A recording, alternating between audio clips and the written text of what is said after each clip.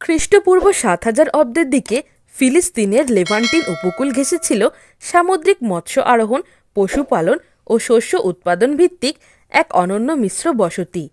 আতালিত yam নামের এই বসতিটি মূলত একটি প্রাচীন নিওলিথিক গ্রাম। মিশ্র সমাজ ব্যবস্থায় অনন্য মিশেলে গড়া এই গ্রামটির কিছুকাল পূর্বে অস্তিত্ব ছিল। তবে কি এমন হলো যার কারণে বর্তমানে গ্রামটির স্থান রয়েছে অতল সাগরের গহ্বরে? কী বা ঘটেছিল এই বাসিন্দাদের সাথে? কারণ জানতে চলুন যাত্রা করা যাক এর পিছনের ইতিহাসে। ১৯৬০ সালের এক শীতের সকাল।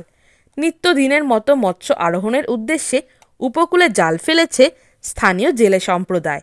সুকৌশলী এই জেলেদের ঝাঁকে আটকা পড়েছে মাছ, আটকা পড়েছে সামুদ্রিক শৈবালে জড়িয়ে থাকা ক্ষয়ে যাওয়া এক প্রাচীন নিদর্শনও।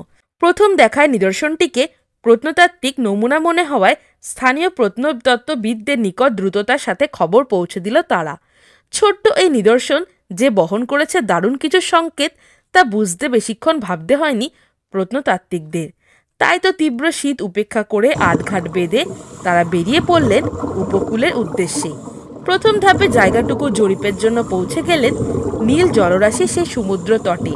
সিদ্ধান্ত হলো রোমাঞ্চকর রহস্য উদ্ঘাটন আর প্রত্নতাত্ত্বিক নিদর্শনের গুপ্ত ভাণ্ডার সন্ধান না করে ফেরা হবে না নীড়ে।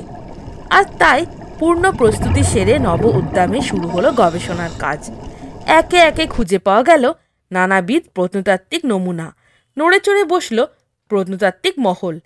এর ঠিক কিছুকাল পরে ১৯৮৪ সালে একই উপকূল ঘেঁষে সাগর তলে হারিয়ে যাওয়া পুরনো জাহাজের প্রত্নতাত্ত্বিক নিদর্শন অনুসন্ধানে বের হয় আরেক দল অনুসন্ধিৎসু প্রত্নতাত্ত্বিক, যার নেতৃত্বে ছিলেন নৌ প্রত্নতত্ত্ববিদ এহুদ গ্যালিলি। বর্তমানে ইসরায়েলের কার্মেল উপকূল সংলগ্ন এলাকা অতিক্রমের সময় গ্যালিলির দৃষ্টিগোচর হয় প্রাচীন এই গ্রাম।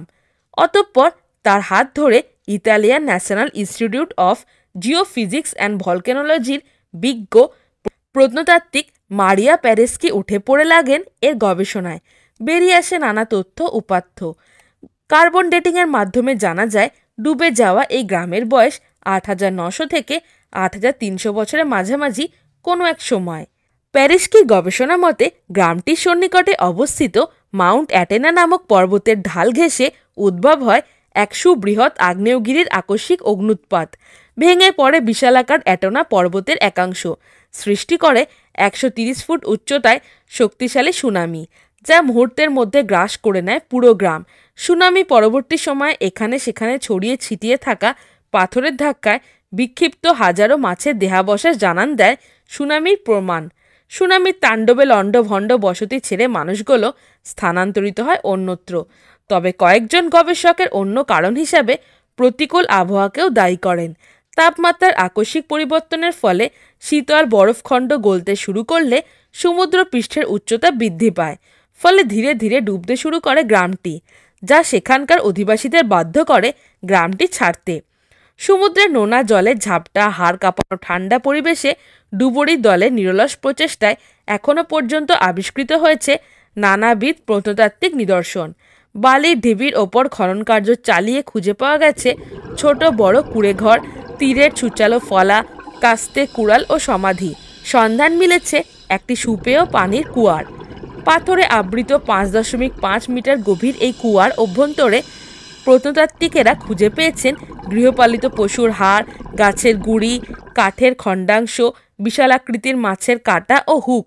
ধারণা করা হয় খ্রিস্টপূর্ব ৯০০০ অব্দের প্রথম দিকে স্থায়ী বসতি স্থাপনের জন্য এইসব কুয়ো ছিল একছত্র আধিপত্য।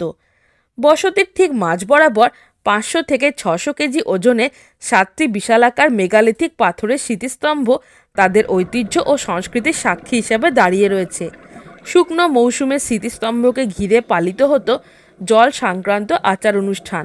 এইসব স্মৃতিস্তম্ভের এক একটির উচ্চতাও প্রায় ১ থেকে ২ মিটার। এছাড়াও বসতিটির বিভিন্ন স্থান থেকে মিলেছে ১০টি ভগ্নপ্রায় কঙ্কাল, যাদের আঁকা বাঁকা হাড় দেখে অনুমান করা হয় নিজস্ব বিশ্বাস, রীতিনীতি অথবা অন্য কোনো বিশেষ কারণে মৃত মানুষদের ধনুকের মতো বাঁকা করে কবর দেওয়া হতো তখন। ২০০৮ সালে প্রাপ্তবয়স্ক একজন নারী ও তার সদ্য ভূমিষ্ঠ শিশুর হাড় পরীক্ষা করে গবেষকগণ রীতিমতো অবাক। কেননা আদিম সেই যুগে প্রাদুর্ভাব ছিল মহামারী রোগ যক্ষার। এছাড়াও মৎস্য আরোহণের নিমিত্তে দিনের অধিকাংশ সময় হিম শীতল ঠান্ডা জলের সংস্পর্শে থাকা ডুবুরিদের কানের ব্যাপক ক্ষতি হয়েছিল। ভূমধ্যসাগরে আতালিত উপসাগরে ওরেন নদীমুখে 8 থেকে 12 মিটার জলের নিচে 40,000 বর্গমিটার এলাকা জুড়ে বিস্তৃত প্রি পটারি ও নিওলিথিক বি যুগের অন্তর্ভুক্ত এই গ্রামটি এখন ফিলিস্তিনের হারিয়ে যাওয়া ঐতিহ্য ও সংস্কৃতির সাক্ষী।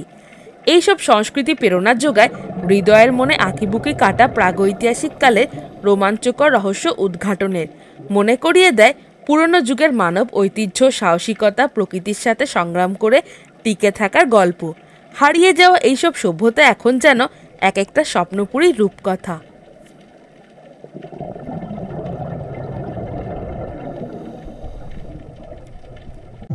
হ্যালো ফ্রেন্ডস, আমি জয়িতা। আপনারা দেখছেন বুক অফ নলেজ চ্যানেল। আপনি কি খাদ্যরসিক বা ভ্রমণ প্রেমী? তাহলে নিচে দেওয়া ডেসক্রিপশন বক্সের লিঙ্কে ক্লিক করুন আর রহস্য, এডুকেশন, অ্যাডভেঞ্চার রিলেটেড ভিডিও পেতে আমার চ্যানেলটিকে সাবস্ক্রাইব করুন।